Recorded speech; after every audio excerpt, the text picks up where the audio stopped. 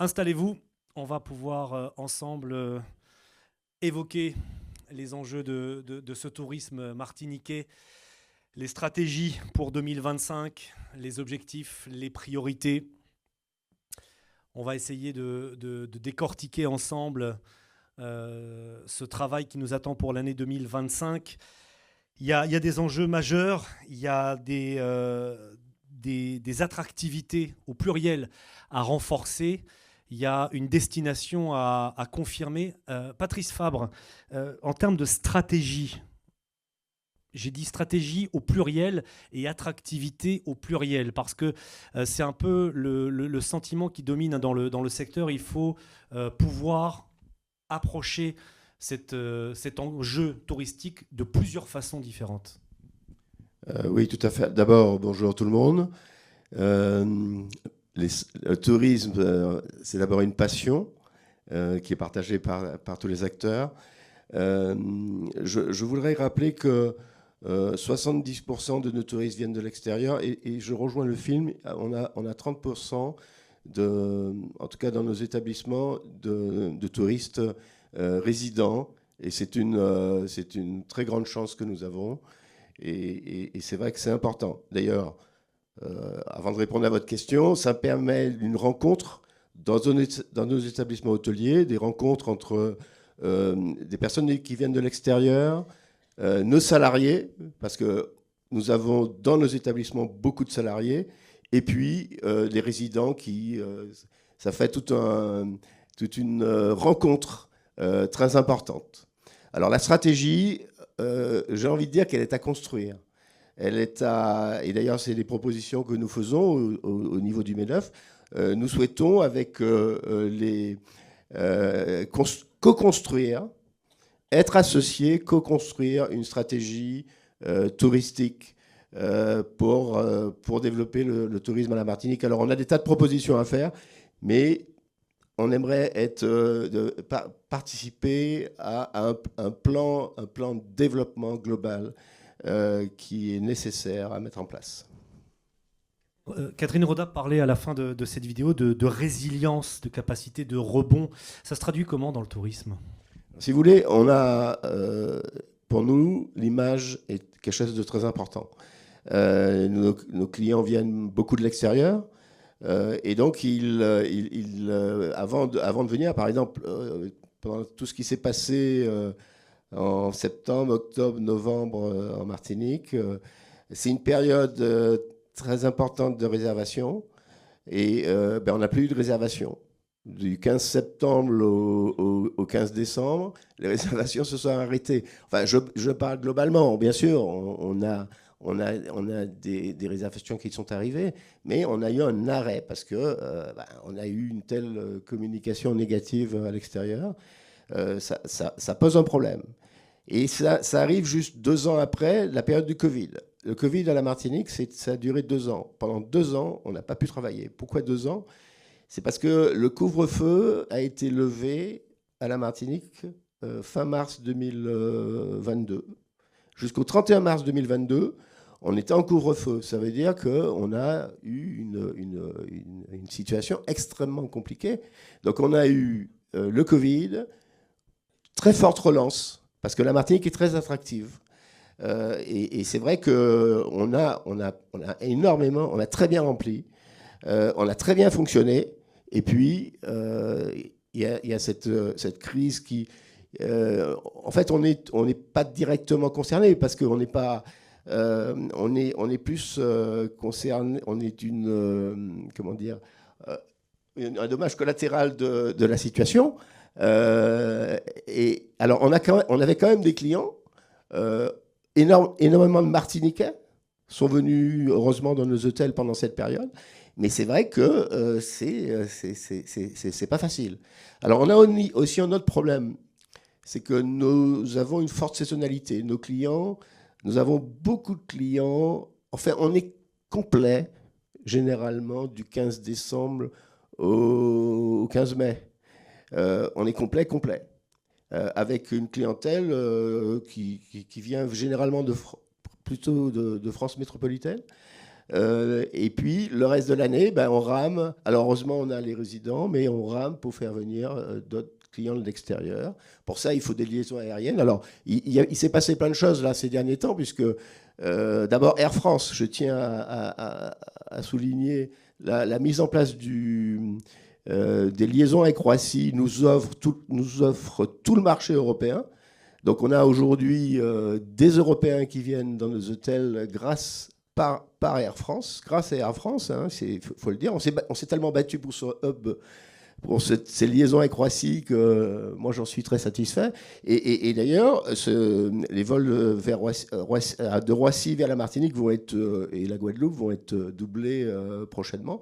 Donc c'est vraiment important pour notre stratégie de remplissage parce que ça nous permet d'ouvrir un nouveau marché. Et puis, il y a Caribbean Airlines qui s'est mis en place avec des liaisons avec Trinidad et Barbade qui nous offrent de nouvelles opportunités. Bon, et puis, c'est sûr que je dirais qu'il y a Air Anti-Express qui avait fait faillite et puis il y a la nouvelle société Air Anti-Express qui relance le marché avec la Guadeloupe.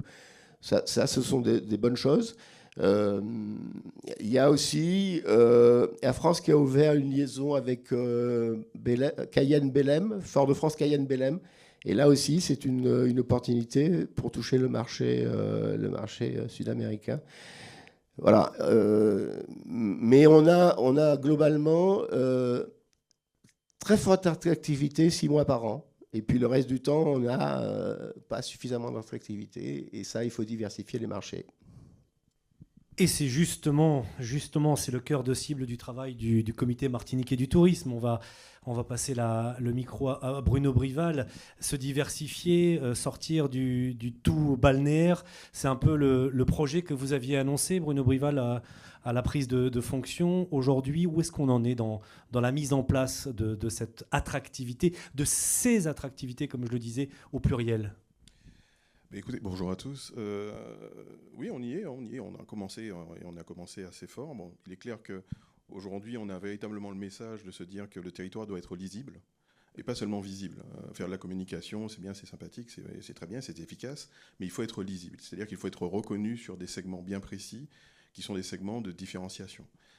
Tout le balnéaire, justement, et le nautisme, c'est un segment que l'on connaît très très bien et que pratiquement 70% de notre clientèle connaît et reconnaît. Ils nous reconnaissent pour ça. Par contre, on a aussi d'autres avantages, on a aussi d'autres marqueurs qui sont clés, notamment celui de la nature et de la biodiversité. On parlera certainement aussi de l'inscription de la montagne Pelée et bien sûr la Martinique territoire de biosphère, qui sont quand même 2 inscriptions sur la notion de nature, de biodiversité, qui sont importants.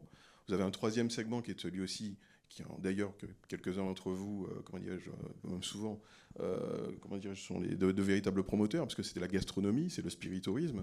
Aujourd'hui, il y a 160 pays qui aujourd'hui commercialisent notre rhum. Il est connu, il est reconnu, il est apprécié, et c'est important. Ça nous donne une certaine lisibilité, on va dire déjà hors de territoire, et même sur des frontières que l'on ne connaît pas au niveau touristique pour l'instant. Et vous avez le dernier segment, qui est un segment extrêmement complexe, par contre, à mettre en place, mais sur lequel on travaille aussi, c'est tout ce qui est culture, c'est tout ce qui est patrimoine, c'est savoir-faire. On parlait de Twistriel tout à l'heure. Il y a tous ces segments-là, en fait, qui sont autour de ce patrimoine et qui est important. Pourquoi c'est important et c'est difficile ? Parce que c'est le segment qui est le plus complexe, il est le plus large, mais c'est le plus différenciant et sur lequel, véritablement, il faut avancer. Donc ça, c'est une diversification déjà en termes de lisibilité pour être sûr que le territoire, lui, va être reconnu sur autre chose. On a déjà de très bons résultats. Je prends l'exemple du Canada, où aujourd'hui on est reconnu non seulement sur cette partie de gastronomie, on a un véritable salon qui est autour de ça, Martinique gourmande, qui marche extrêmement bien, qui draine énormément de clients et qui nous donne une visibilité excellente. Et puis vous avez d'autres territoires sur lesquels en fait on a 1 ou 2 ou 3 segments sur lesquels vraiment on pousse. Et l'objet, en fait, au niveau du comité Martinique du tourisme, c'est d'une part de communiquer, de promouvoir sur ces 4 segments, pas forcément autre chose, parce qu'il ne s'agit pas non plus de disperser les énergies. Il faut véritablement aller à fond et aller sur les salons, aller sur les événements qui sont cohérents avec ces 4 segments, avec ces 4 marqueurs. Et puis aussi de travailler, ça c'est un autre volet qui est aussi important, de travailler sur la structuration de ces marqueurs. Donc réfléchir avec l'ensemble des segments, l'ensemble des acteurs qui sont sur la chaîne de valeur touristique, où qu'ils soient, pour travailler justement sur ces segments pour qu'on ait une offre de produits qui soit non seulement pertinente, mais qui soit vraiment de qualité. Et puis bien sûr, on en parlera aussi, qui rentre dans la durabilité. Justement, la notion de durabilité, c'est un des enjeux pour 2025, ce développement durable 2025, voire même 2026, voire Ah non, non, non, 2027. non, c'est un enjeu, point, c'est tout. Il n'y a pas de date là-dessus. On est déjà en retard, concrètement, sur la durabilité. Mais il n'y a pas que ça comme enjeu, hein. Je pense que c'est important quand même, on va en venir dessus, hein. Mais vous avez des enjeux qui sont essentiels sur l'hébergement touristique aujourd'hui. Il y a de vraies questions sur lesquelles il faut se poser et pour avoir des réponses qui sont claires, pour que sur le territoire, on puisse véritablement avoir une offre en termes de chambres, en termes de, comment dirais-je, de produits d'hébergement. Vous avez un très grand enjeu aussi sur lequel il faut répondre, et très vite, sur la ressource humaine. Aujourd'hui, on a un vieillissement très important aussi de ressources, que ce soit dans les restaurants, dans les hôtels, dans des lieux de visite. Et il est important aujourd'hui de renforcer l'attractivité donc de ces métiers auprès de la jeunesse. Si on ne le fait pas, tout ce qu'on fera à côté, c'est pas la peine. Donc ça, c'est un enjeu qui est aussi prioritaire. Donc ces deux premiers-là. Vous avez le troisième dont j'ai déjà un peu parlé, c'est celui de la structuration de filière, qui est essentiel, parce que si on ne fait pas ça aussi, on va faire toute une communication, mais qui ne sera pas en lien avec la réalité. Celui dont vous parlez, à savoir la durabilité, mais qui tourne autour aussi, bien sûr, de l'innovation et de la durabilité, ça c'est important. Et puis un dernier enjeu aussi qui à mon sens, est essentiel, c'est celui, et d'ailleurs l'ensemble des acteurs en parlent, c'est celui de la cyclicité. Il faut aujourd'hui réduire cette cyclicité, réduire l'impact de cette basse saison. Et c'est pour ce faire que nous, on développe aussi d'autres territoires. On est allé au Canada. Aujourd'hui, il faut savoir que le Canada nous a sauvés, très clairement. Je veux dire, que ce soit en 2023, en 2024. C'est un segment qui est en très forte progression, qui va quasiment doubler, on va dire, sur cette année par rapport à l'année dernière, et qui, on l'espère, va continuer avec des acteurs qui nous soutiennent, avec Air Canada, avec Air Transat, qui sont présents et qui, pour le coup, aujourd'hui, jouent le jeu avec nous. Alors, vous voulez que je parle de durabilité pour le coup? Bon. Alors, ce n'est pas un enjeu sur 2 ou 3 ans. Non, enfin, je veux dire, aujourd'hui, il n'y a pas de débat sur le principe d'avoir un tourisme durable. C'est juste une évidence. Pourquoi? Parce que déjà, d'une part, on a une clientèle qui est de plus en plus sensibilisée à cela. Et donc, c'est essentiel que l'on se tourne vers cette dynamique. Et puis aussi, on est sur la même planète. Donc, à un moment donné aussi, il faut quand même réfléchir à notre devenir. On est là aussi pour continuer, entre guillemets, non pas de survivre, mais de vivre et dans de bonnes conditions, et que les entreprises aussi se développent. Donc là, aujourd'hui, par rapport à cela, le comité martiniquais du tourisme aussi s'est très fortement impliqué. On a fini une étude sur l'écotourisme et sur le tourisme durable là, au mois de juillet dernier, avec un plan d'action qui est assez clair, avec une douzaine d'actions bien précises, dans lesquelles on a non seulement la sensibilisation des jeunes qui sont en formation dans ce domaine, parce qu'aujourd'hui, ça ne fait pas partie des plans d'action de formation. Il faut juste le savoir. Donc, concrètement, on ne prépare pas demain dans de bonnes conditions. Donc ça, c'est un sujet qui est essentiel. Vous avez un point qui est aussi important, c'est que l'ensemble des acteurs dans toute la chaîne de valeur, l'hôtellerie, la restauration, les lieux de visite, les locations de voitures, tout cela, ça doit aller dans le même sens.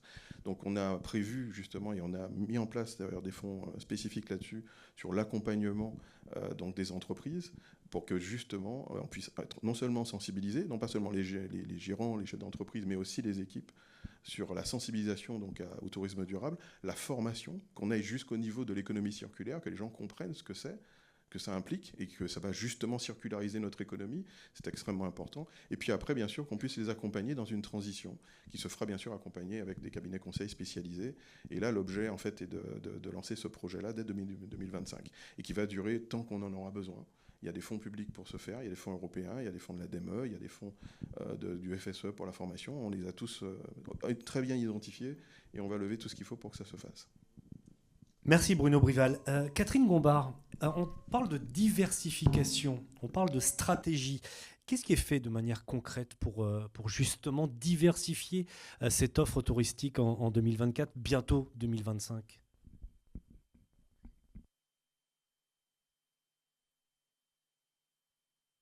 Je n'avais pas le son. Bonjour, merci de nous recevoir. Donc moi, je représente aujourd'hui Zilia, le cluster du tourisme. Qu'est-ce qui est fait? Beaucoup de choses. Qu'est-ce qu'il faudrait faire mieux structurer? Je pense que tous les socio-professionnels du tourisme seront d'accord sur le fait qu'une structuration des branches est facilitante. Je voulais aussi revenir sur les chiffres qu'on a pu entendre suite à ce qui s'est passé ces dernières semaines et mois. Bien sûr, il y a eu un coup d'arrêt sur les réservations. On l'a senti, ça a été difficile. Maintenant, les touristes sont toujours là et l'avenir n'est pas si noir qu'on peut parfois l'entendre. Donc je parle au nom des hébergeurs là. Je sais que ça a été plus dur pour d'autres corps de métier comme les restaurateurs qui ont encore subi un couvre-feu, etc. Mais en tout cas, la destination n'est pas à l'arrêt, blacklistée ou autre, elle repart. On a subi un mois de novembre très difficile, mais en tout cas, on ressent à nouveau une dynamique, ce qui déjà est quand même important pour la destination. Après, ce qui est fait, je pense que le CMT accompagne beaucoup sur la structuration de branches. L'aérien aussi, qui est en plein essor. On a Winair qui est arrivé l'an dernier, qui maintient des vols, Air Antilles qui est de retour, Caribbean Airlines. J'ai vu qu'une autre compagnie allait aussi relier Saint-Vincent et Sainte-Lucie. Et comme on va le faire pour le transport avec CMA CGM, relier la Caraïbe entre elles et créer des nouveaux cœurs de clientèle à aller chercher, c'est un vrai sujet, notamment par rapport à la saisonnalité. Ça va permettre de pouvoir consolider cette basse saison qui est quand même l'enjeu pour tous les professionnels, qu'on parle de l'hôtellerie, qu'on parle de la location saisonnière, qu'on parle des restaurateurs. C'est là où il est le challenge? Alors, j'aime pas trop qu'on parle de basse saison. Non, en fait, le challenge, il est surtout d'aller chercher sans doute d'autres cibles de clientèle. Pourquoi? On le sait tous, les Français de l'Hexagone viennent aux Antilles l'hiver parce qu'il fait froid chez eux et très beau chez nous. Les Canadiens vont choisir notre destination pour d'autres sujets. Et l'ouverture vers le marché canadien en fait la preuve. Ils viennent de plus en plus nombreux. Ils font venir d'autres personnes. Et cette nouvelle clientèle, qu'on pensait saisonnière aussi, finalement, au mois de juin l'an dernier, qui est considéré basse saison, on avait énormément de Canadiens sur le territoire martiniquais. Donc ça nous prouve bien que la diversification des marchés, déjà ça nous ôte d'un risque, parce qu'on a tous senti passer à l'augmentation des billets d'avion transatlantiques une baisse de fréquentation de la clientèle hexagonale. Du coup, aller chercher d'autres marchés, pour moi, c'est là qu'est la clé, en plus d'autres actions comme plus d'événements en moyenne saison ou autre, va nous permettre d'attirer ces nouvelles cibles de clientèle. Plus d'événements, plus de partenariats stratégiques aussi peut-être? On l'a vu notamment avec la Transac Jacques Vabre, maintenant Carte d'Or, c'est ça. Effectivement, ça a apporté une nouvelle clientèle et il ne faut jamais... Café d'Or, pardon, excusez-moi. Ça apporte forcément une nouvelle clientèle et ce qui est très important, c'est qu'on a une capacité d'accueil, on a une île magnifique, des sites magnifiques et toutes ces personnes qui viennent suite à un événement où ils n'avaient pas choisi la Martinique sont des revenants. Et ils vont faire venir encore d'autres personnes. Donc tout ce qui peut montrer notre Martinique à l'extérieur est un vecteur de développement et fera forcément baisser la saisonnalité. Donc oui. Et, on le disait, Christophe Lupon, l'un des enjeux, ça va être aussi cette formation du personnel. Avant d'en parler, c'est un sujet qu'on aborde, vous et moi, assez fréquemment, mais avant d'en parler, revenons un instant sur la résilience de nos entreprises. Autant les hôtels, l'hébergement saisonnier a su tirer son épingle du jeu, autant les couvre-feux, les périodes qu'on a vécues depuis 3 mois ont été particulièrement compliquées pour nos restaurateurs. Vous nous le confirmez? Alors oui, pour les restaurateurs touchés par les couvre-feux et par les blocages, particulièrement les blocages, qu'ils soient proches ou en tout cas tous les restaurants du centre de la Martinique, Fort-de-France, Lamentin, qui ont été touchés par un certain nombre d'incidents, directement ou indirectement, ont subi des pertes qui ont déjà été annoncées de 90 voire de 100% de leurs recettes. Ça, tout le monde est au courant. Bien évidemment, les restaurants du reste de l'île ont moins souffert, mais on a tous souffert de la période de couvre-feu qui a duré 2 ou 3 semaines, je ne sais plus, jusqu'à 21h. Et puis des mouvements généraux également dans les communes, mais en moindre mesure que ceux de Fort-de-France. Qu'est-ce que nos restaurateurs ont fait pour pallier cette situation? Concrètement, il y a beaucoup d'initiatives qui ont été prises. Waouh! Je ne sais pas si beaucoup d'initiatives ont été prises. Là, je ne pourrais pas vous le dire. L'autre question, la question, ce serait qu'est-ce que vous voulez qu'on fasse? Réellement, on a eu un certain nombre de réunions avec l'administration martiniquaise, qu'il soit politique martiniquais ou préfecture, où on a soumis un certain nombre de demandes. À ce jour, on a, à ma connaissance, en tout cas en tant que président de l'UMI, je n'ai reçu aucune information sur les aides éventuelles pour ces restaurants, ni pour les autres entreprises d'ailleurs, pour les restaurants, pour les hôtels qui ont souffert de ce manque d'activité. On a reçu un accueil lors de ces réunions, un accueil plutôt bienveillant des administrations, mais pour l'instant, on n'a aucune réponse. Alors, bien évidemment, on peut toujours dire, oui, la Martinique est résiliente, et on va se gausser de se dire, ouais, les restaurateurs, les hôteliers, on est des résilients. On est des optimistes, on essaie, mais il ne faut pas se voiler la face. On vient de subir le Covid que rappelait M. Fabre tout à l'heure. On subit également, on a subi en fin 2021 la petite crise de novembre par rapport au pass sanitaire. On resubit une crise de la même nature, avec les mêmes effets pendant 3 mois cette année. Au bout d'un moment, en fait, il ne faut pas se voiler la face. C'est des restaurateurs, et c'est déjà le cas depuis la sortie du Covid, c'est des restaurateurs ou des hôteliers qui ferment la porte parce qu'on n'a plus les moyens, en fait. Et si on n'a pas d'aide réelle, qu'elles viennent de la collectivité territoriale ou qu'elles viennent de l'État, ou qu'elles viennent des assurances qui se désengagent. J'étais un peu souriant tout à l'heure par les discours de certaines assurances par rapport à notre couverture. Souriant, bien sûr, un souriant jaune. Si on n'a pas une espèce de solidarité nationale parce qu'on est censé être français, ça ne va pas passer. Ça ne peut pas passer. Okay. Donc, la résilience, je veux bien. On est optimiste, on se bat. Personnellement, j'ai un établissement, je me bats pour qu'il reste en vie. Je ne suis pas sûr que, et heureusement, je suis bien situé, ça fonctionne, tout va bien. Tout va bien. Ça va pour moi. Mais il y en a qui ne pourront plus, et particulièrement les restaurateurs du centre du territoire. Bruno Brivel, je reviens un instant vers vous. C'est ça aussi l'enjeu de notre capacité à nous diversifier, c'est de renforcer ce secteur centre qui visiblement a singulièrement souffert depuis ces crises successives. Alors le secteur centre, comme tout l'ensemble du territoire, de toute façon, là, quand on parle de structuration de filière, il faut que l'ensemble du territoire en bénéficie. Il n'y a pas de question géographique ou quoi que ce soit. Par contre, il est clair qu'il y a des acteurs qui ont eu beaucoup plus de difficultés, face à la crise et qui aujourd'hui sont nécessairement, demandeurs d'un certain soutien, d'un accompagnement. Cet accompagnement, nous, au niveau du Comité Martinique et du Tourisme, il est essentiellement sur la dynamique de relance de communication. Alors, beaucoup se sont posé la question, pourquoi est-ce que le CMT ne communique pas pendant la période de crise? Je suis désolé, en période de crise, on n'est pas là pour dire tout va bien, venez en Martinique, etc., et prendre des risques qui sont, inconsidérés. On a eu quand même des événements assez graves. Je pense que beaucoup d'entre vous en sont conscients, ou en tout cas, même d'ailleurs, on en subit les conséquences. Donc là, cette communication, on l'a volontairement stoppée, déjà pour une bonne et simple raison, c'est parce que potentiellement cette crise pouvait devenir une crise identitaire, et donc par définition aussi avoir des conséquences beaucoup plus graves. Donc ça a été une volonté assumée, malgré beaucoup de pression, je le reconnais. Mais maintenant, non, on est reparti sur la communication. Et cette communication, elle est justement sur l'ensemble des acteurs, sur des acteurs qui sont sur les marqueurs et ceux qui sont dans le centre ont beaucoup, justement, à prouver, à montrer leur potentiel. Et justement, notre objectif, ça sera de les mettre en exergue le plus rapidement possible sur les différents salons qu'on aura. Patrice Fabre, la même question que j'ai envie de vous poser. Pendant la crise, c'est un peu fort peut-être, pendant la crise, on a continué. Il faut juste éloigner un petit peu. Voilà. Pendant la crise, oui, il y a une crise majeure. Je ne vais pas le souligner, mais on a reçu des clients. Les clients étaient là, les clients, ils ont eu toutes les activités possibles. Le problème, c'est que, en fait, il n'y a pas eu de communication, mais nous, on a fait une communication vis-à-vis de nos clients, bien entendu, parce qu'ils étaient en Martinique, ils sortaient, ils se promenaient, ils allaient dans les restaurants. Enfin, on a eu de l'activité, l'aéroport n'a pas été fermé, il n'y a pas eu de réduction de nombre de vols.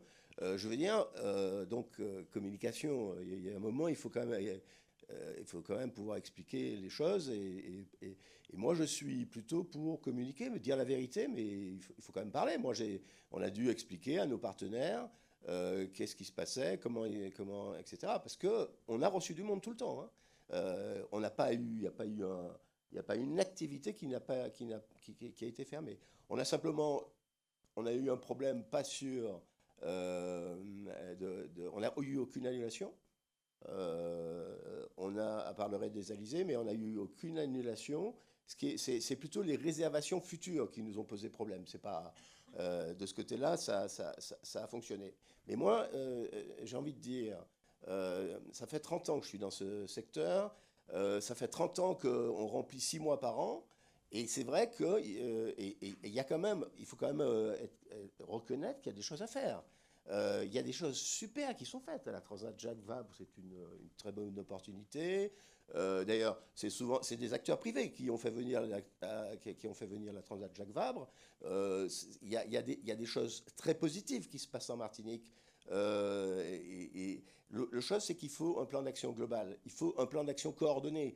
C'est pas normal qu'on nettoie pas, qu'on ramasse pas les VHU. C'est pas normal qu'il y ait des déchets, que les poubelles traînent partout. Je veux dire, on peut faire un plan de développement global. Moi, je suis un peu agacé parce que, si vous voulez, y a beaucoup de parlotte, mais il n'y a pas de plan d'action. Et un plan d'action, c'est pas que les privés. C'est un plan global. Un plan global, si on veut faire du développement touristique, il faut faire un plan de développement global coordonné. Moi, j'aimerais bien être consulté, par exemple. Mais je ne le suis pas. Bon, effectivement, c'est le cas, c'est malheureusement comme ça. Mais j'ai des choses à dire. J'ai bien envie de savoir quel est le plan global coordonné de la Martinique. Je ne le connais pas, personnellement. Et ça passe aussi par une remise en question. Il y a des choses à faire. Et les choses qui sont à faire, c'est il y a le fleurissement des fleurs, l'entretien. Pourquoi c'est des privés qui entretiennent les ronds-points? Pourquoi c'est... Je veux dire, il y a un moment, il faut que tout le monde se mette aussi... il faut que tout le monde fasse ses efforts. Et moi, je suis pour... il faut que les choses soient propres. Il faut que les choses soient, que les poubelles soient ramassées tout le temps, que ça ne traîne pas partout, qu'il n'y ait pas des déchets partout. La Pointe du Bout, il y a un projet de 5 étoiles. Il n'y a qu'à aller voir derrière là, tous les déchets qui traînent partout. Je veux dire, il y a un plan d'action, c'est un plan d'action. Et un plan d'action, ce n'est pas que les privés, c'est un plan global. Et moi, je suis désolé, si on veut développer... moi, je suis plutôt dans l'hôtellerie. Donc, j'ai beaucoup de salariés. Les salariés... puisqu'on a des problèmes tout le monde parle, on a des problèmes de formation. Nous, on a lancé l'école Vatel. L'école Vatel, c'est une école à post-bac pour former des cadres martiniquais pour pouvoir devenir les futurs dirigeants de l'hôtellerie caribéenne. Bon, mais je n'ai pas eu la moindre aide publique. Enfin, il faut quand même que ça soit dit. C'est une initiative privée, c'est normal, on fait le privé. Mais pas une aide publique. Moi, on m'a rionné quand j'ai parlé de Vatel il y a 5-6 ans, quand j'ai voulu lancer l'hôtel. Moi, ce qui m'exaspère, c'est, si vous voulez, il n'y a pas de coordination, il n'y a pas de considération des acteurs privés. Les acteurs privés ne sont pas considérés, en tout cas dans le secteur du tourisme. Ils le sont peut-être ailleurs, mais ils ne sont pas considérés dans le secteur du tourisme. Et nous, on subit... Moi, mes concurrents, c'est la République dominicaine, c'est le Mexique. Voici mes concurrents. Mes concurrents, les salaires du Mexique ou de la République dominicaine sont très bas, mais ils ont de l'avion, ils ont de l'aérien, ils ont de la communication, ils communiquent. Alors moi, j'ai parlé de plan d'action. On me rionnait quand je parle de plan d'action. Vous savez que Caribéa va faire de la pub télé en France parce qu'il paraît que ça coûte trop cher pour les institutions de la Martinique. Mais vu le budget qu'on va consacrer, je pense que c'est à la portée de tout le monde. Nous, on fait de la communication qui commence le 20 décembre sur la télé en France parce que il faut quand même communiquer. Je veux dire, toutes les destinations au monde communiquent. Donc, je suis un petit peu agacé quand on dit il ne faut pas communiquer. Il ne faut pas communiquer. Comment il ne faut pas communiquer? C'est important de communiquer. Et je vous jure que les acteurs privés du tourisme, et tous les acteurs privés et nos salariés, ils me demandent, Air France a ouvert une ligne Cayenne, Fort-de-France, Cayenne-Brésil. Qu'est-ce qu'on fait pour aller quelles sont les opérations qui sont faites? Je veux dire, maintenant, il faut moi, je suis comptable vis-à-vis de mes salariés qui me relancent en permanence sur quels sont les plans d'action. Je suis incapable de leur donner les plans d'action, je ne les connais pas. Bon, alors j'en profite pour faire ce coup de gueule. Je profite de faire ce coup de gueule parce que j'ai l'impression que la dernière fois où moi j'ai été écouté, je suis désolé Bruno. Alors Bruno, il était acteur du côté des privés il n'y a pas longtemps, il y a encore 2 ans, mais il ne l'est plus. Bon, il a changé de truc. Moi, la dernière présidente du comité martiniquais du tourisme qui m'a reçu, c'est Madeleine de Grandmaison. Et je ne... Oui, mais bon, oui, mais d'accord, mais la parlotte, c'est la parlotte. Les plans d'action, c'est quoi? Ben, Madame de Grandmaison, elle nous recevait, tous les professionnels, elle nous écoutait et elle mettait en place des plans d'action. La preuve, c'est qu'elle avait un directeur, la Guadeloupe l'a embauché, son directeur, et il a fait un super travail pour la Guadeloupe. Bon, voilà. Enfin, je suis un petit peu désespéré par le fait qu'on a tellement d'atouts, on a tellement progressé en termes d'accueil. Parce que ce sont on a mis en place des outils pour suivre l'accueil, parce qu'on nous a raconté qu'on n'était pas... Je veux dire, on a des performances qui ont énormément progressé sur tous les domaines. Bon, je parle trop. Je me tais, je ne dirai plus rien. Alors, Bruno Brival, est-ce qu'il faut rappeler Madeleine de Grandmaison ou est-ce qu'il y a un vrai projet Il n'y a pas de présidente au CMT en Martinique. Je ne vous laisserai pas dire ça. Non, c'est pas raisonnable de dire ça. S'il vous plaît, merci. Non. Elle est où? Écoutez, elle est en mission pour l'instant. Il faut dire quelle mission. Mais je n'ai pas à vous dire ça. Je suis désolé. Bon.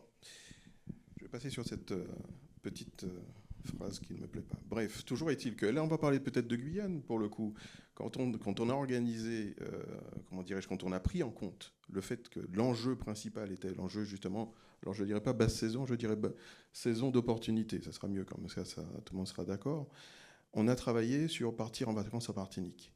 Et partir en vacances en Martinique, ce n'est pas seulement la Galeria, ce n'est pas seulement des acteurs qui sont sur le territoire de la Martinique. On a fait partir en vacances en Martinique en Guadeloupe, on l'a fait aussi en Guyane, on a fait des salons, tous les salons en fait, de tourisme qui étaient en Guadeloupe et en Guyane, on les a fait aussi pour que justement les Guyanais qui ont la ligne avec Air France puissent venir. On l'a fait sur la Guadeloupe aussi et on est content maintenant de voir que la Caraïbe a aussi augmenté. Alors on a ces lignes qui arrivent désormais bien sûr de Trinidad. Il n'y a pas que Trinidad, à Caribbean Airlines. Vous avez aussi Sky High qui vient de Saint-Domingue. Vous avez aussi Winair qui vient de Saint-Martin. Ce sont des lignes qui aujourd'hui, avec la toute dernière, je ne sais plus son nom malheureusement. Air Adelphi. Air Adelphi, justement, qui vient de Saint-Vincent et Sainte-Lucie. Tout ça, ce sont des lignes qui aujourd'hui remplacent ce que faisait l'Aliad dans le temps et qui sont aujourd'hui des acteurs qui sont extrêmement pertinents et qui arrivent avec de la capacité.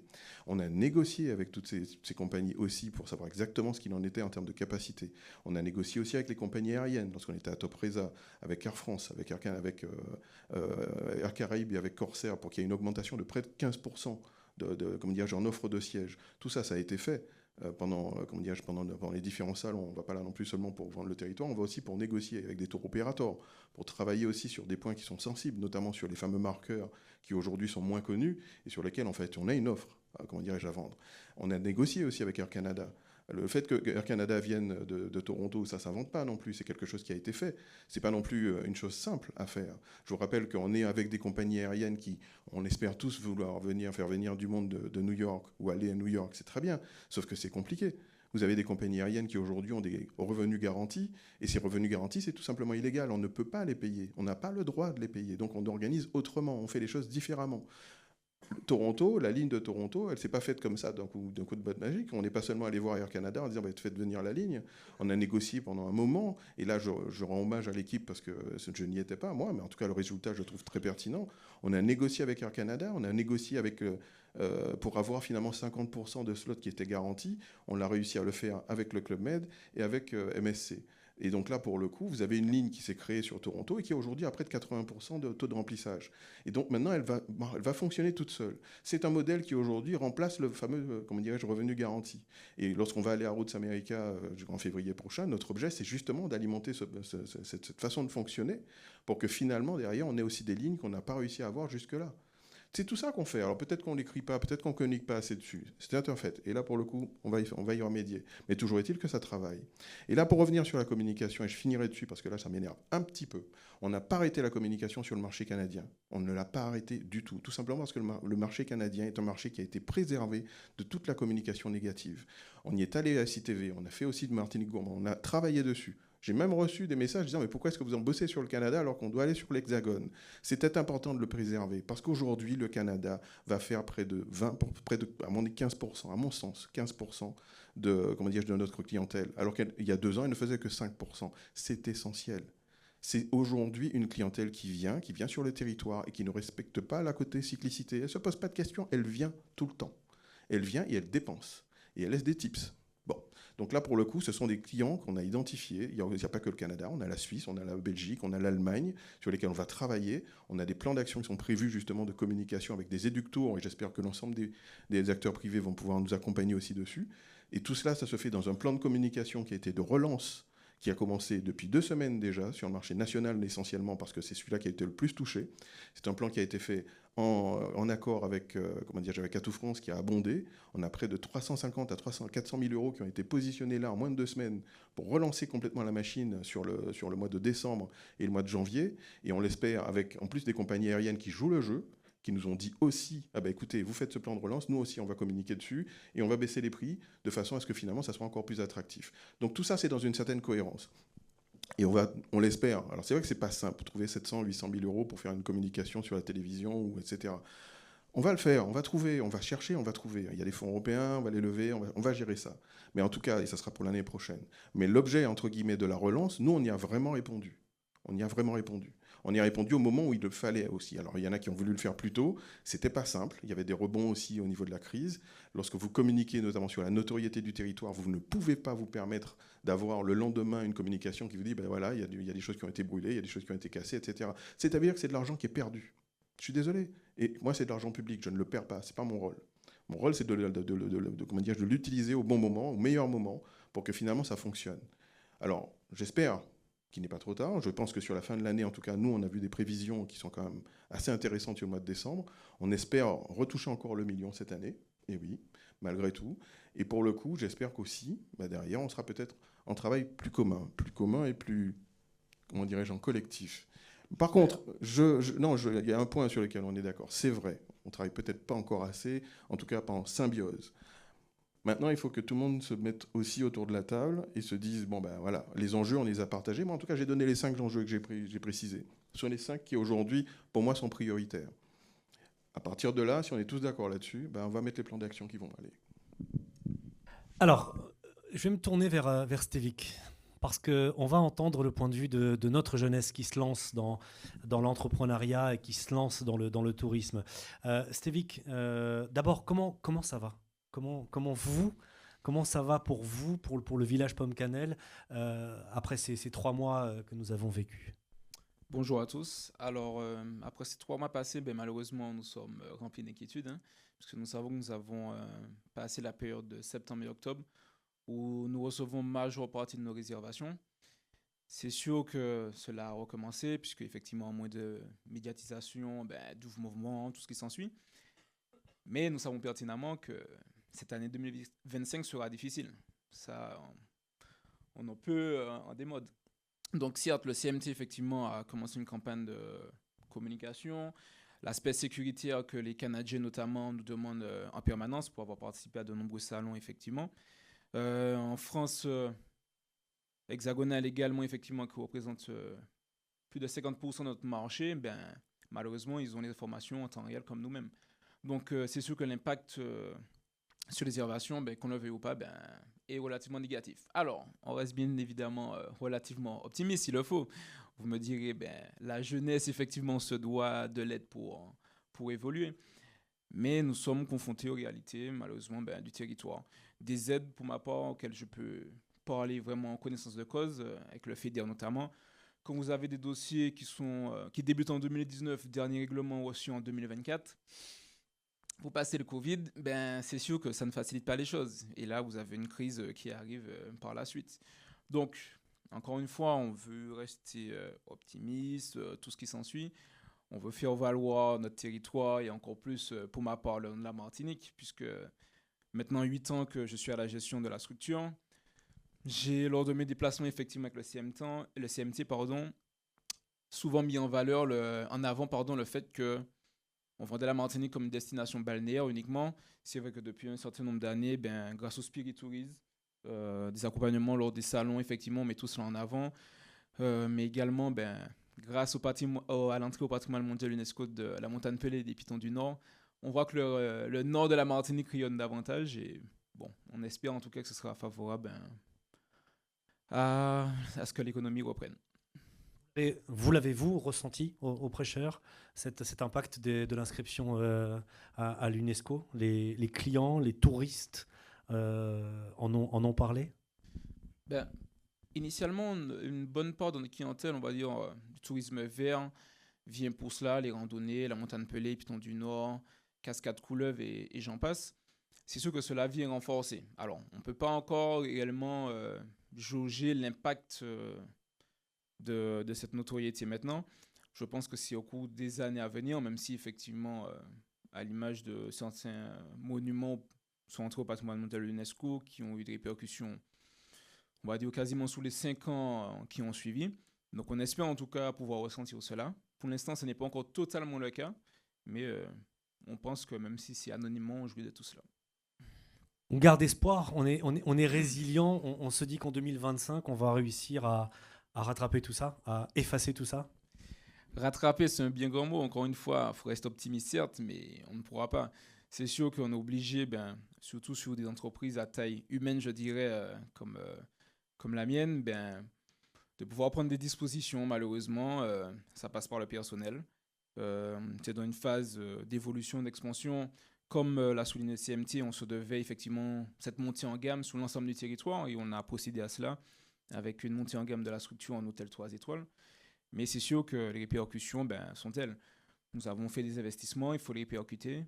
Certes, ce n'est pas en N+1, mais sur les années à venir. Donc, on va plutôt se dire que 2025, on ne pourra pas totalement effectivement rattraper cela, mais plus sur les années à venir qui seront beaucoup plus beaux.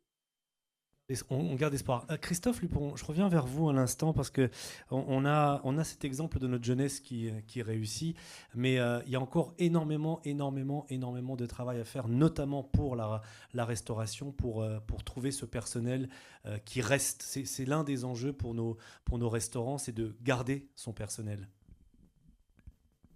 Oui. Bon, allez, plus sérieusement. Les métiers, qu'ils soient de la restauration ou de l'hôtellerie de manière générale, et puis il y en a d'autres comme ça, sont des métiers qui sont difficiles, qui sont passionnants, certes, mais bon, qui sont difficiles.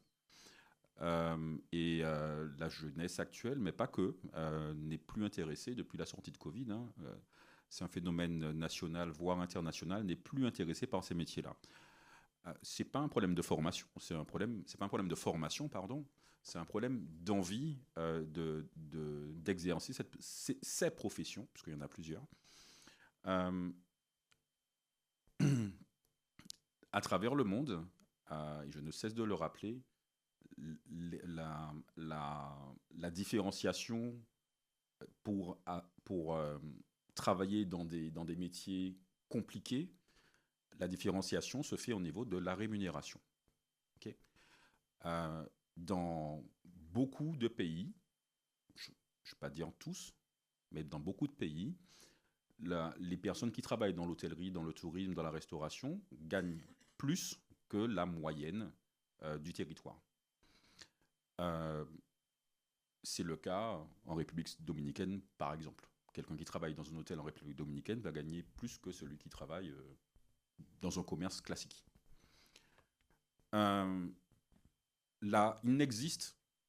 L'analyse qu'on a, c'est qu'il n'existe qu'une solution pour pouvoir payer à juste titre, à juste niveau, les personnes qui souffrent autant dans nos établissements. Il y a deux solutions. Des aides substantielles de l'État par l'augmentation du dispositif LODEOM. On l'a déjà soumis en sachant qu'on avait beaucoup de rabots dessus, mais on a déjà soumis cette idée-là à l'État.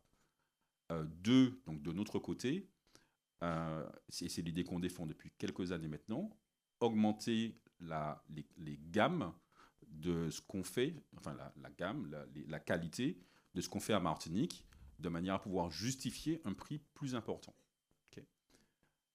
Tant qu'on n'a pas fait ça, on parlait de stratégie tout à l'heure, parce qu'il me semble que c'était ça l'objet de la table ronde, quelle stratégie pour 2025, mais pour les années futures, quelle stratégie globale on met sur le territoire pour faire en sorte que la destination dans son ensemble, donc la destination, la Martinique, mais également les acteurs présents en Martinique, arrivent à atteindre des niveaux de revenus qui permettent, de payer par différenciation mieux leurs collaborateurs, et deux, de sortir des revenus qui, donc en propre, qui permettent d'attirer de nouveaux investisseurs donc des investisseurs étrangers, voire même des investisseurs locaux, pour développer des structures d'hébergement sur le territoire.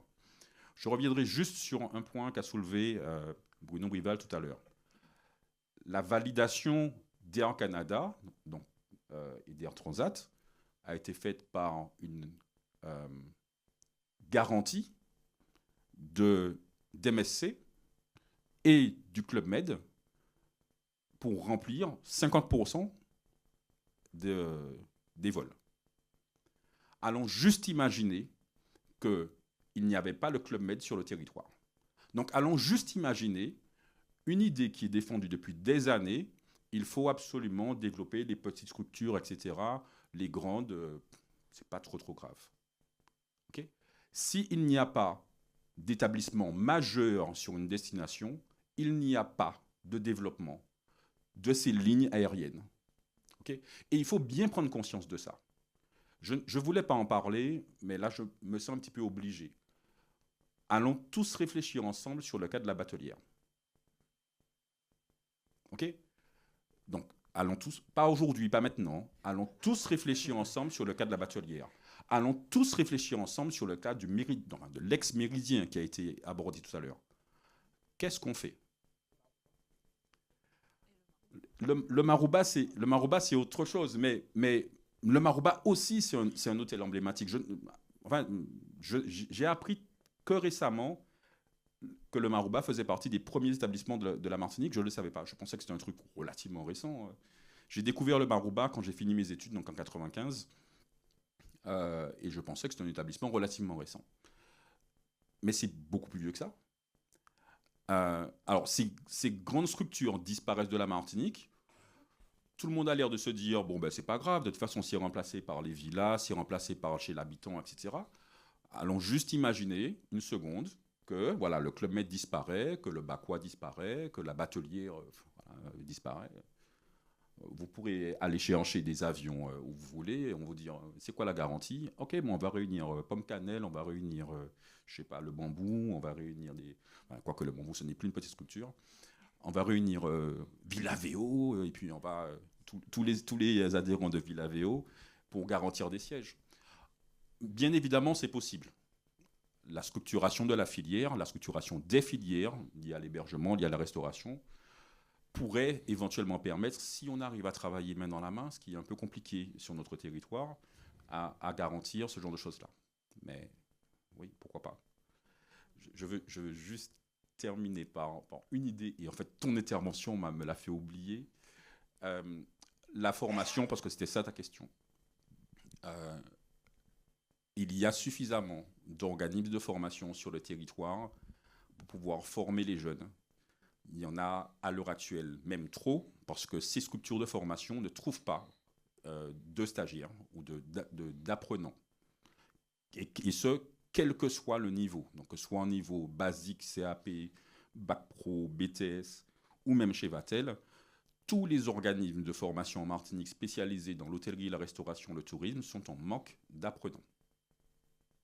Donc, c'est une question de motivation.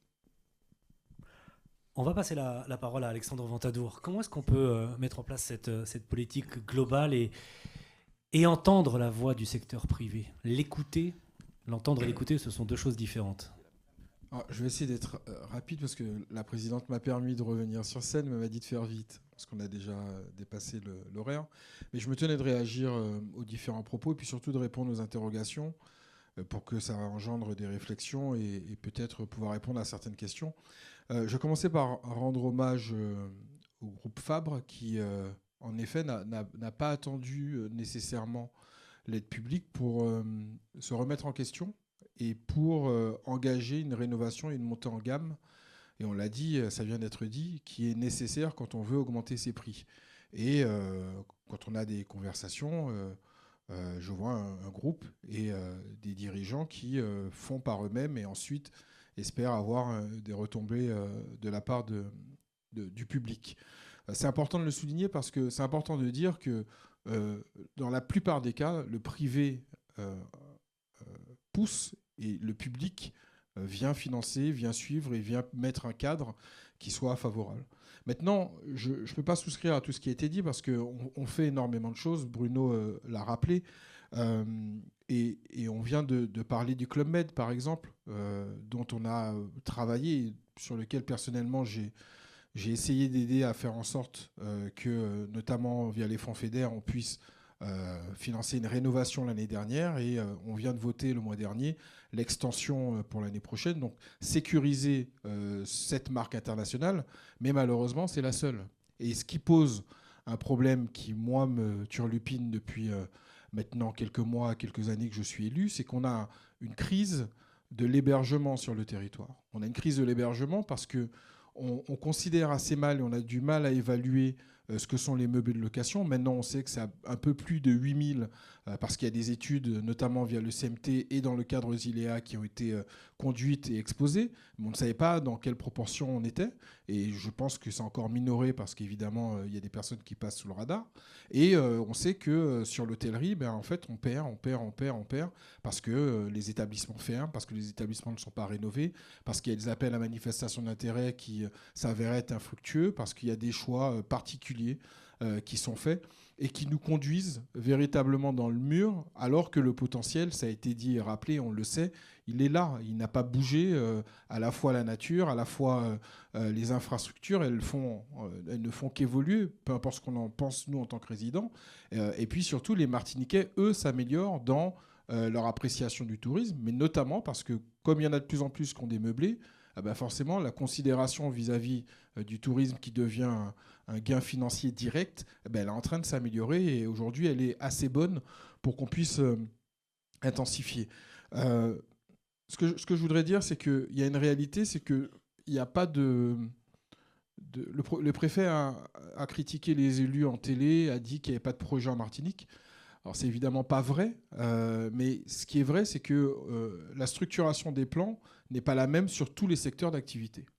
Ce que j'ai découvert avec le tourisme, donc je préside une commission attractivité, développement économique, numérique et tourisme. Et donc, quand on met tourisme, quand on le dissocie du reste, c'est qu'on y apporte une considération très forte. Or, le tourisme génère 500 millions d'euros sur un PIB à un peu plus de 10,5 milliards d'euros.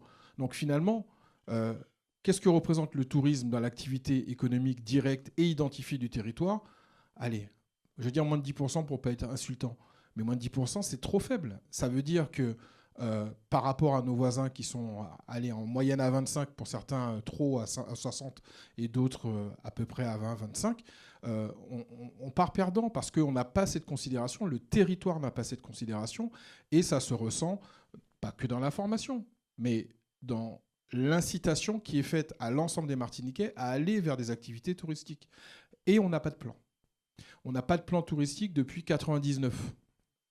98. Qu'est-ce qu'on fait? On peut aller sur des initiatives éparses. On peut faire confiance au CMT, dont ce n'est pas le boulot, qui fait de la promotion touristique, mais qui, de fait, a dû se supplanter à une ingénierie, à une politique touristique qui était faible, pour être gentil, voire inexistante. Alors, pour rassurer tout le monde, et pour vous dire ce que moi je fais, puisque j'ai l'occasion de faire, on a terminé l'appel d'offres pour déterminer qui va être le cabinet qui va nous accompagner dans cette aventure. Très sincèrement, Serge Etchimi et moi-même voulions le faire en chambre, avec les compétences de la collectivité. Mais on s'adresse à un niveau tellement important de ce que doit être la composition économique de la Martinique demain, que finalement, on a décidé de se faire accompagner pour la réalisation d'un dossier, mais des dossiers, on en connaît et on en a tous dans plein de tiroirs ici et là, mais surtout pour aider à la mise en œuvre sur une période donnée qui nous permettra de véritablement mettre en place les différents piliers dont tu as parlé. Donc, moi, mon engagement envers vous, c'est de dire qu'on a lancé les travaux. Tout un chacun, vous serez consulter et tout un chacun vous sera entendu. Moi, j'essaye d'être dans les instances pour pouvoir écouter, pour pouvoir écrire, pour pouvoir me faire une conviction. Maintenant, ça ne suffit pas. Il nous faut ce plan, on aura ce plan. Je voudrais juste réagir sur un point qui dépasse un peu le cadre touristique, qui est dans quelle mesure l'État va nous aider à rebondir de cette crise. Nouvelle-Calédonie, de mémoire, plus de 400 millions de dégâts. En tout cas, l'État est venu au secours du territoire, enfin, d'une certaine façon. Le meurtre de Naël, ou plutôt le fait que Naël meure à Marseille, c'est 1 milliard de dégâts. Et là, l'État, la région et la ville viennent contribuer. De notre côté, il n'y a rien eu. Alors, on n'a pas rien fait. Je ne peux pas laisser dire ça. Les organismes les plus légers, les plus agiles ont été sur le terrain tout de suite. Et je voudrais rendre hommage à la Chambre de commerce qui, avec Martinique Développement et quelques autres organismes, sont allés au-devant des sinistrés pour déjà évaluer, pour pouvoir mesurer ce qui était faisable avec les dispositifs dont on disposait, mais qui sont largement insuffisants. Pour Beryl, la CTM avait déclenché un fonds de soutien d'1 demi-million d'euros. Là, on est dans de telles proportions. Les finances de la CTM sont ce qu'elles sont, qu'on ne peut pas venir abonder à 80, 100 millions d'euros, ce qui serait un minimum pour relancer l'activité et pour réparer le préjudice commis. Donc, on a posé cela dans nos négociations avec le gouvernement démissionnaire. Et ça, c'est un fait de jeu. Mais croyez-moi en tout cas, dès lors qu'il y aura une nouvelle nomination, je serai dans les bureaux. La semaine dernière, j'étais dans les bureaux de la ministre Ferrari, la ministre du Tourisme, pour me faire le porte-parole des difficultés, exactement du débat qu'on est en train d'avoir, et notamment d'essayer de compléter le tour de table financier dont on a besoin pour relancer l'exercice de communication. On a à peu près 300 000 euros, 400 sur les 700, 800 qu'il faudrait pour une campagne d'envergure. La ministre, évidemment, n'était pas disponible. J'ai rencontré son cabinet.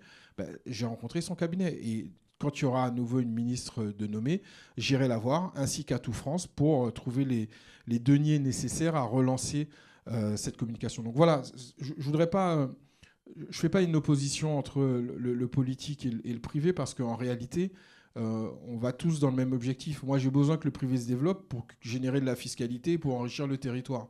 Et le privé a besoin que la structure publique lui permette de se développer et d'avoir des activités qui fleurissent, et aux jeunes et aux moins jeunes de pouvoir rêver et aller plus en avant.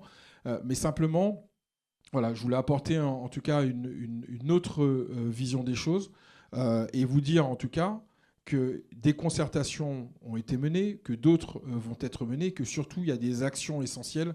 Et je reviendrai peut-être devant vous dans le cadre du MEDEF sur ce plan hébergement, parce qu'on est dans une catastrophe industrielle. Moi, j'aimerais qu'au même titre que la réindustrialisation française dont on entend parler, on considère le tourisme en Martinique comme un pan de l'industriel, comme un pan de l'industrialisation martiniquaise, et qu'on y mette les moyens. Quand il y a France 2030 avec 54 milliards et qu'on ne peut pas flécher ce budget-là sur la réfaction des hôtels, sur la rénovation, et qu'on ne puisse pas encourager très directement tous les projets, parce qu'il y a un énorme projet au Vauclin, il y a un projet au Diamant, il y a le Méridien qui va sortir de terre, et puis les autres et les plus petits. Je voudrais aussi citer Sable Bleu, qui est une initiative hyper intéressante, parce qu'on met en centre-bourg, sur 16 chambres à peu près, une solution d'hôtellerie professionnalisée et haut de gamme, en tout cas d'une gamme intéressante à travailler, et les B&B, etc., etc. Donc il faut redynamiser cela, et je le ferai de manière directe, sans cabinet, et peut-être qu'on trouvera des solutions tous ensemble. Merci. Merci Alexandre Ventadour. Notre table ronde touche à sa fin.